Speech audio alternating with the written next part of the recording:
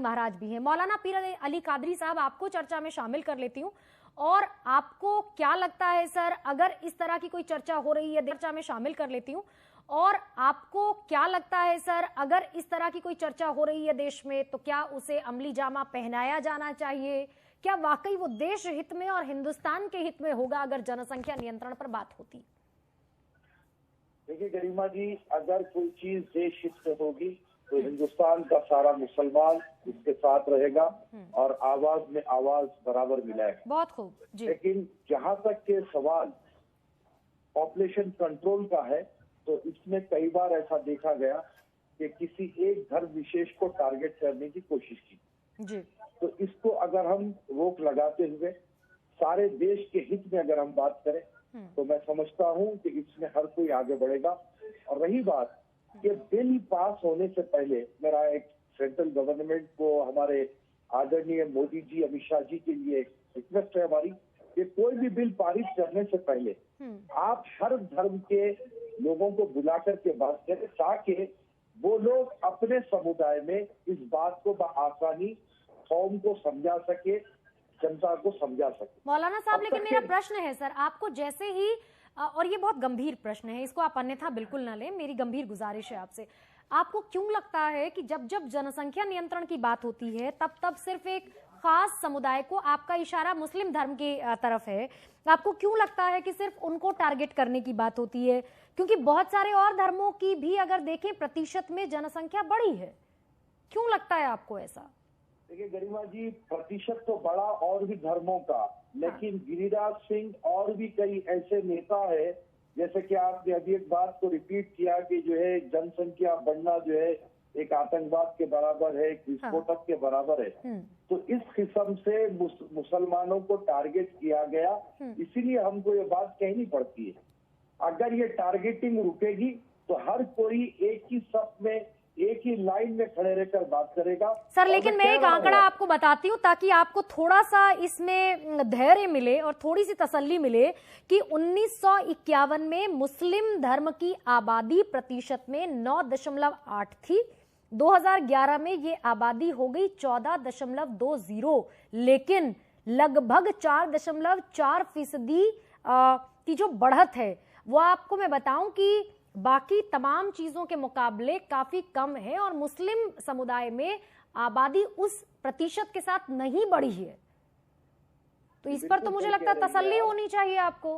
ना सुनिए मैडम, बिल्कुल आप सही कह रही हैं। और बैरिस्टर असदुद्दीन ओवैसी साहब ने भी कुछ दिन पहले ये आंकड़े बतलाए थे डिबेट के जरिए, और इन्होंने इस बात का विरोध किया था कि जब लोग मुसलमानों को टारगेट कर रहे थे। तो मैं यही तो कहना चाह रहा हूँ आपसे कि जब कोई बात देश हित में होगी, चाहे वो आरएसएस करे, चाहे वो बीजेपी करे, चाहे कोई अन्य दल करे, देश हित में होगी तो हम बिल्कुल देश हित के लिए खड़े हैं। नहीं सर, अब ये कौन तय करेगा? ये किस चश्मे से तय होगा कि देश, अभी जो बात हो रही है जिस पर हम चर्चा कर रहे हैं, वो देश हित में है या नहीं है? ये कैसे सर क्लासिफाइड होगा? ना मैं आपसे कह रहा हूँ कि पॉपुलेशन कंट्रोल फिर वक्त देश हित में है, लेकिन ये बिल पारित करने से पहले सारे धार्मिक लोगों से, मैं ठीक है डॉक्टर कौशल कांत, स्वामी चक्रपाणी जी, मैं आ रही हूँ आपके पास। मोहम्मद फरहान, क्या आपको आवाज मेरी मिल पा रही है? कांग्रेस ने डिक्लेयर इमरजेंसी करके नसबंदी की थी। आप कोई ऐसा काम ना करे जो अनडिक्लेयर्ड जो है इमरजेंसी हो जाए।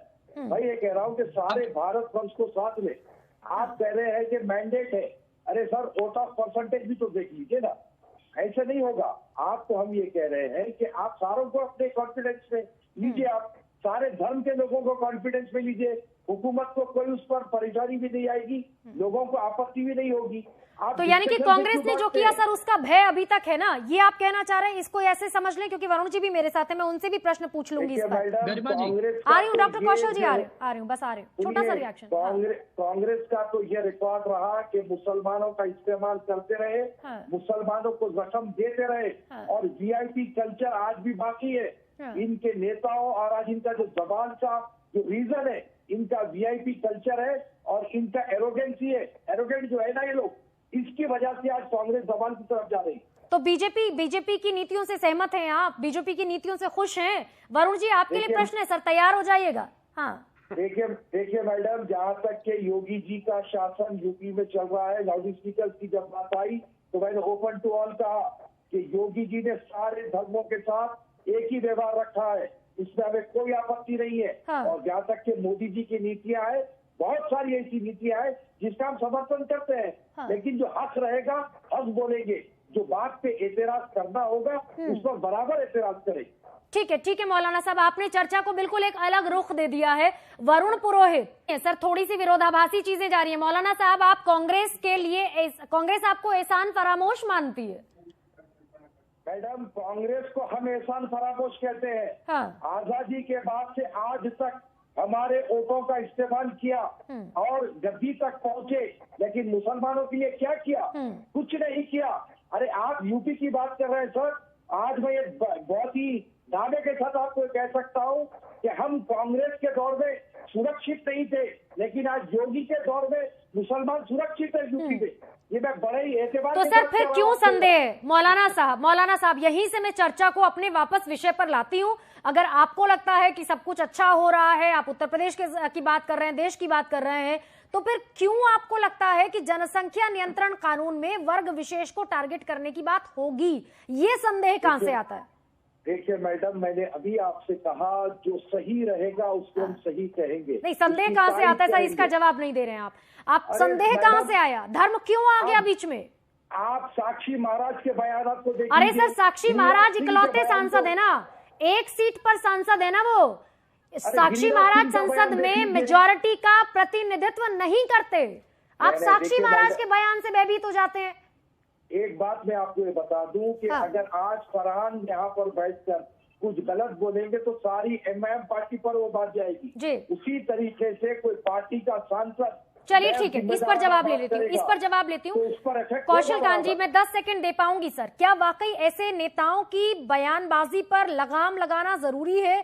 क्योंकि देखिए आपके संगठन ही हमसे गलत जुबानी होगी तो हमें पार्टी का अगर कोई नेता अगर कोई बयान देता है तो सारा बीजेपी उसकी जिम्मेदार होगी, तो एक आदमी उसका जिम्मेदार नहीं होगा और उसका असर सिर्फ भारत में नहीं होगा, सारे विश्व में होगा। तो हम ये कह रहे हैं कि जब आप अच्छी नीतियां ला रहे हैं, जब आप देश हित पे काम कर रहे हैं, तो ऐसे बड़ बोले नेताओं की जबान पर रोक लगना चाहिए। देखिए एक बात मैं आपको क्लियर कहता हूँ, हमारे लिए कोई बीजेपी घातक नहीं है, हम खुलेआम कहते हैं। जितनी घातक हमारे लिए कांग्रेस रही, बीजेपी नहीं है, लेकिन इनका बड़ बोलापन। सर बड़ा ऑफेंसिव खेल रहे हैं कांग्रेस के लिए आप कांग्रेस के लिए बड़ा ऑफेंसिव आर हो जाएगा ये। मैं वरुण जी के पास भी जाऊंगी, लेकिन उससे पहले प्रमोद जी को भी शामिल कर लेते हैं। प्रमोद जी, देखिए दो यहाँ पर मुझे कॉन्ट्राडिक्ट